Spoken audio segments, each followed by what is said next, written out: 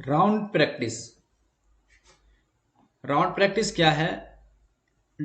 Document के साथ if the digit is smaller than 5, यानी जो डिजिट है वो 5 से कम होगा तो जो हमारा प्रीसीडिंग डिजिट रहेगा वो रिमेनिंग जो रहेगा हमारा डिजिट वो अनचेंज होगा।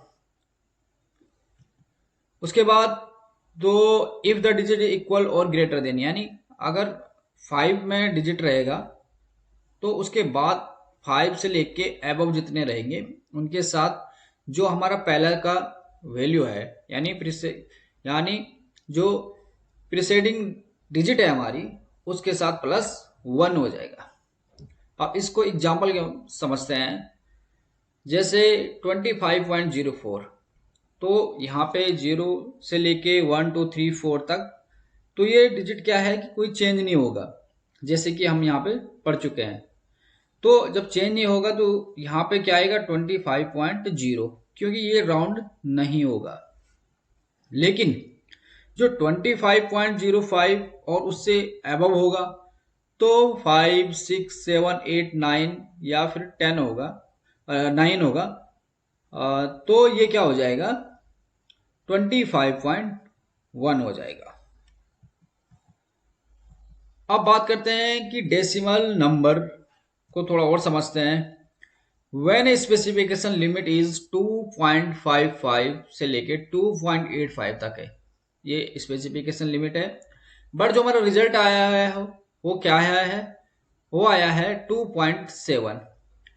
तो हमें जो रिकॉर्ड करना है यानी जो फाइनल सीओ है उसको कैसे रिकॉर्ड करना है 2.70, क्योंकि यहाँ पे हमारा 2 डेसिमल में है, यहाँ पे हमारी वैल्यू पॉइंट के बाद 2 में है, तो हमें भी पॉइंट के बाद 2 में देना पड़ेगा, जिससे कि आया है कि नॉट, मतलब जो गलत क्या है 2.7 यहाँ पे रॉन्ग है।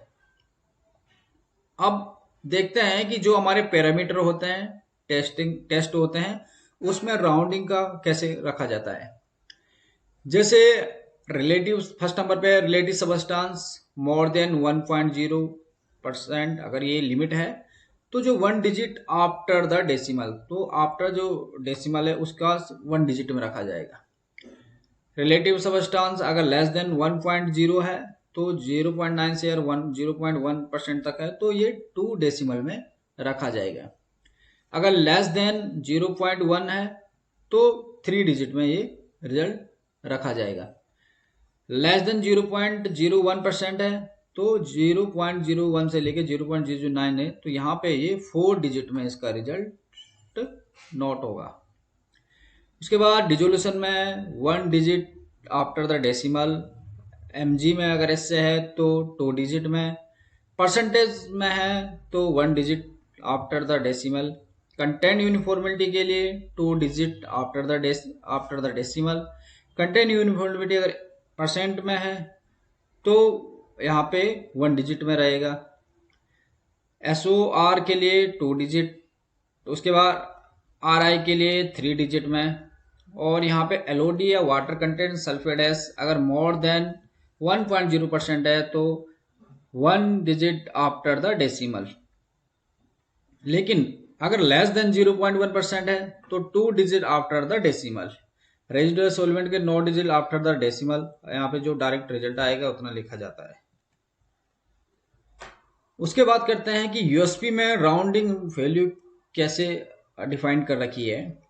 तो यहाँ पे जो राउंड ऑफ है decimal place of the agreement of the exceed number should not be round until the final, यानी जब तक फाइनल कैलकुलेशन नहीं होगी तब तक कोई भी राउंड नहीं होगा। यहाँ पे यूएसपी ने लिखा है for the reportable value have been completed intermediate calculation, अगर कोई इंटरमीडिएट क्वेश्चन जैसे स्लोप है या लीनियरिटी है तो मैं भी राउंडेड हो सकता है, आप लिखा है, बट द ओरिजिनल जो वैल्यू रहेगी वो नॉट राउंडेड रहेगी। तो यहाँ यूएसपी जो चैप्टर है जनरल नोटिस से इसमें लिखा है ये चीजें। तो when rounding required consider the digit decimal right the last place in the limit, और यहाँ पे ये सेम वही चीज लिखी जो हमने अभी ऊपर पढ़ी है कि जो डिजिट है वो स्मॉलर देन अगर 5 है तो और अगर 5 से ज़्यादा है तो इसके साथ +1 में रहेगा। उसके बाद अगर हम यूएसपी चैप्टर का ये टेबल देखेंगे तो इसे अच्छी तरह से समझे। जैसे यहाँ पे एसए लिमिट है जो है 98.0% है, और इससे मतलब जो आपका एसए लिमिट है वो या तो इक्वल 98 हो या फिर 98 से ज़्यादा होना चाहिए रिजल्ट।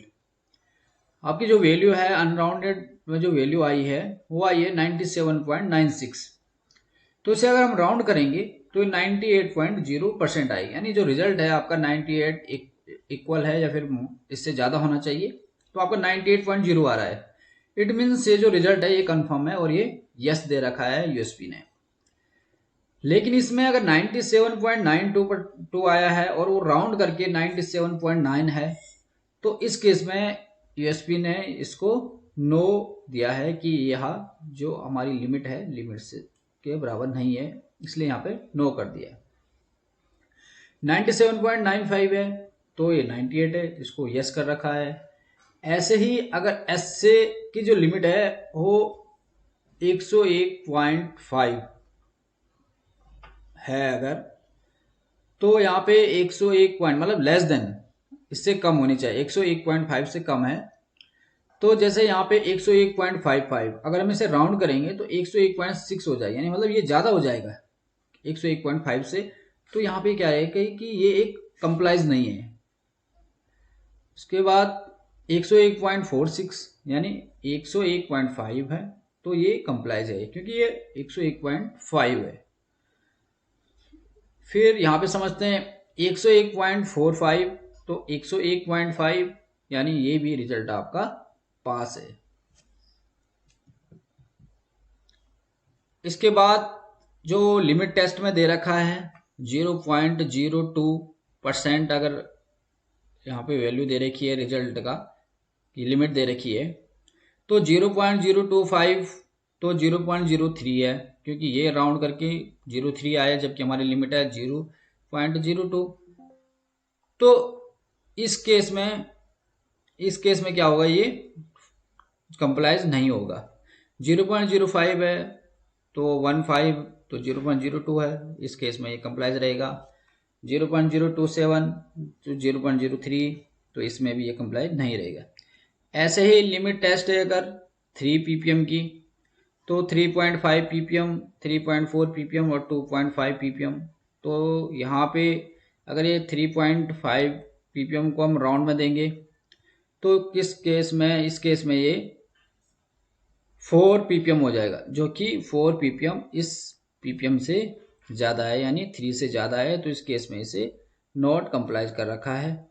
3.4 अगर इसे राउंड में 3 लिखेंगे तो ये कंप्लाइज हो रहा है, और 2.45 यहाँ पे 3 ppm आ रहा है राउंड में, तो ये इस केस में ये पास है, यानी ये कंप्लाइज है। तो ये जो यूएसपी का जो जनरल चैप्टर है इसके अकॉर्डिंग आप अपने जो स्पेसिफिकेशन है और स्पेसिफिकेशन में जो डिजिट है यानी लिमिट रखी जाती है, तो यूएसपी के इस मोनोग्राफ से आप लिमिट रख सकते हैं।